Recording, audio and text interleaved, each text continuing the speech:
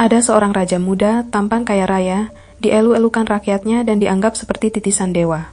Tapi dalam waktu tak sampai 2 dekade, ia berubah jadi simbol kerakusan, seks bebas, dan kejatuhan moral yang tragis. Ya, inilah kisah Raja Farouk I dari Mesir, sekaligus raja terakhir dari dinasti Muhammad Ali.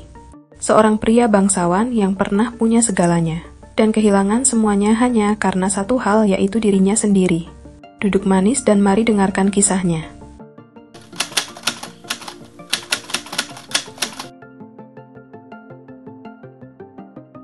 Pangeran Farouk lahir pada 11 Februari 1920. Dia anak tunggal Raja Fuad I dan Ratu Nazli. Ia dibesarkan di dalam istana mewah penuh emas, marmer, dan tentu saja puluhan pelayan yang siap melayaninya. Tapi ironisnya, semakin besar kekuasaan yang ada di sekelilingnya, semakin kecil dunia yang ia kenal. Farouk dibesarkan tanpa kontak langsung dengan rakyat, tanpa pendidikan modern dan sangat dimanja oleh kedua orang tuanya. Walaupun dia sudah dewasa tetap dimanja, ditimang-timang bagai bayi yang baru lahir. Bahkan pelayannya atau pengasuhnya dilarang menegurnya jika ia salah. Sedangkan orang tuanya sendiri seakan mewajarkan kesalahannya, ia hidup bagai di dalam gelembung. Dan inilah saat-saat kehidupan Farouk mulai berubah pada tahun 1936, saat Farouk baru berusia 16 tahun, ayahnya meninggal dunia meninggalkan anak tercinta dengan harta yang berlimpah. Dan dunia pun tiba-tiba berlutut padanya saat dia dinobatkan sebagai Raja Mesir. Dunia Arab juga bersorak, Mesir punya raja muda yang tampang gagah dan katanya suci bagai Tuhan. Tapi kebenaran tentang dirinya segera terlihat.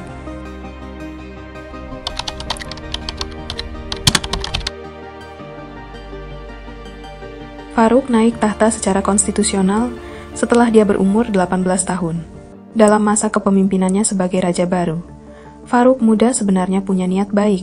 Ia mencoba menampilkan diri sebagai raja rakyat.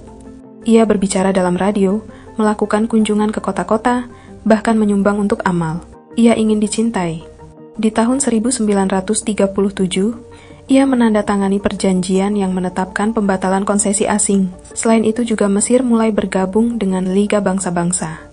Banyak sekolah juga didirikan olehnya, seperti Sekolah Tinggi Penerbangan, Sekolah Tinggi Angkatan Laut, mendirikan Angkatan Darat Almoravid. Farouk sangat memperhatikan sektor pendidikan. Di eranya anggaran pendidikan meningkat lebih dari 6 kali lipat. Tidak lupa juga beberapa rumah sakit, dan pembebasan biaya untuk masyarakat di rumah sakit umum. Bisa dikatakan di masa awal-awal pemerintahannya, masyarakatnya mengalami kesejahteraan. Namun tekanan besar, pengaruh keluarga perlahan menggerus idealismenya. Alih-alih menjadi pemimpin besar, ia mulai tergoda oleh satu hal, yaitu kekuatan mutlak yang dimilikinya. Dan dari situlah kehancuran sang raja baru mulai terlihat.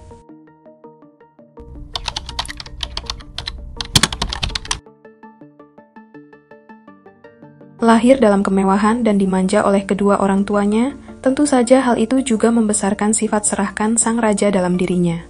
Farouk menjelma menjadi simbol kemewahan Timur Tengah. Ia punya koleksi lebih dari 100 mobil mewah, koleksi jam tangan langka, dan bahkan dikenal sebagai pencuri barang antik termasuk jam Napoleon Bonaparte dari Museum Louvre, pedang istiadat Syah Iran. Karena kebiasaannya ini, ia dijuluki pencuri dari Kairo. Ia juga terobsesi dengan makanan. Farouk akan makan 24 kali sehari, dari sarapan telur emas hingga daging domba berlapis madu. Berat badannya melonjak hingga 135 kg. Tapi makanan bukan satu-satunya nafsu yang tak bisa ia kendalikan. Ia juga sering melancong ke Eropa untuk berbelanja barang-barang mewah.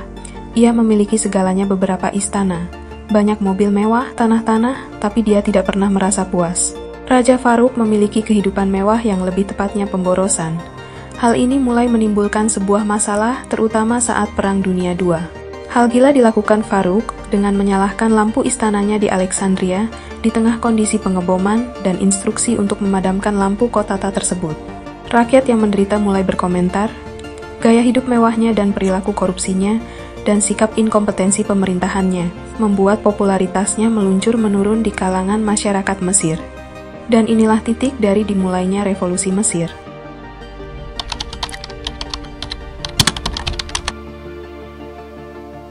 Di balik dinding marmer istananya, Farouk hidup dalam dunia yang tak bisa disentuh siapapun. Dunia yang penuh fantasi seksual, pesta eksklusif, dan wanita dari segala kalangan. Sebagai raja muda yang penuh pesona dan kuasa, Farouk merasa berhak atas tubuh siapapun. Ia bukan hanya penggoda, ia adalah predator dengan kuasa absolut. Beberapa sumber menyebutkan bahwa Farouk sering menyuruh ajudannya mencari wanita-wanita cantik di kafe, bioskop, dan opera lalu diundang ke istana atas nama perjamuan seni. Padahal sebenarnya pesta seks pribadi. Ia dikenal memiliki selera terhadap wanita asing, terutama aktris Italia, Perancis, dan pelacur elit dari Monte Carlo. Farouk bahkan dikabarkan oleh intelijen barat menyimpan daftar peringkat kualitas esek-esek dari setiap wanita yang pernah ia ajak bobok dokumentasi yang menjijikan, tapi nyata. Istrinya, Ratu Farida, berkali-kali memergoki bukti perselingkuhan, yaitu pakaian dalam wanita di kamar kerajaan, parfum asing, bahkan lukisan bertema erotis di ruang pribadinya. Pernah suatu malam, saat sedang makan malam kenegaraan, Farouk kedapatan meraba paha istri duta besar Inggris di bawah meja, dan saat ditampar, ia hanya tertawa. Tenang saja, aku hanya mengagumi diplomasi.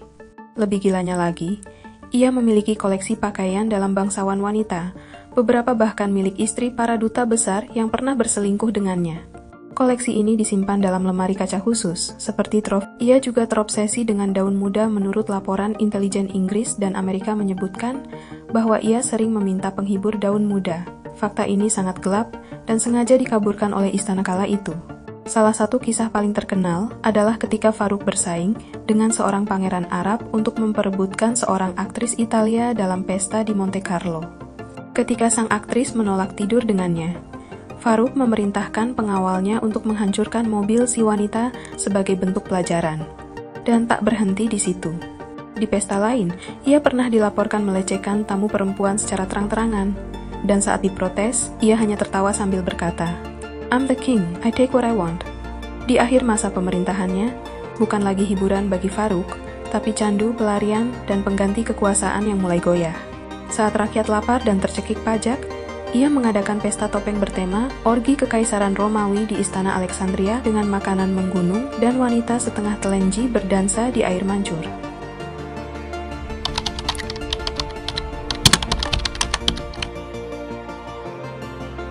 Di balik pesta dan wanita, negara Mesir mulai runtuh. Korupsi merajalela dan inflasi memburuk. Tentara kalah dalam Perang Arab-Israel 1948. Dan rakyat mulai mencium bau busuk di istana. Raja Farouk dicaci sebagai Raja Sandwich, karena makannya tak pernah berhenti, bahkan saat negara krisis. Rakyat lapar, tapi Farouk masih mengimpor foie gras dari Prancis, militer pun mulai tak tahan. Ada satu cerita tersembunyi jauh sebelum peristiwa revolusi Mesir. Pada tahun 1938, Raja Farouk dari Mesir yang saat itu berusia 18 tahun, memanggil Muhammad Naguib, 38 tahun, yang bertugas sebagai penanggung jawab Museum Militer Mesir, untuk mempresentasikan koleksi terbaiknya. Raja muda itu mengenakan celana pendek dan sandal, sementara Naguib mengenakan pakaian militer lengkap.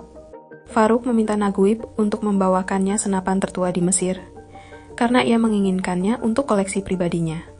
Sang raja tidak menyangka bahwa 14 tahun kemudian, perwira yang sama ini akan memimpin revolusi yang akan menggulingkannya dan menjatuhkan takhta Mesir. Dan hal itu pun benar-benar terjadi. Tahun 1952, revolusi Mesir pun pecah dipimpin oleh Jenderal Abdel Nasser dan Mohamed Naguib, serta kelompok Free Officers atau gerakan perwira bebas yang sangat berpengaruh mengepung istana. Rakyat yang marah memenuhi jalanan, membawa foto Farouk dan membakarnya. Mereka berteriak menginginkan revolusi dan turunnya tahta sang raja. Kudeta ini mengarah pada pemakzulan sang raja. Di bawah tekanan dan desakan Farouk, akhirnya mengundurkan demi putranya juga yang masih bayi. Dia diasingkan ke Roma, Italia dengan naik kapal kerajaan terakhirnya, yang ironisnya bernama Mahrusa yang berarti yang dilindungi Tuhan. Tapi nyatanya Tuhan sudah angkat tangan dengan nasib tahta Farouk.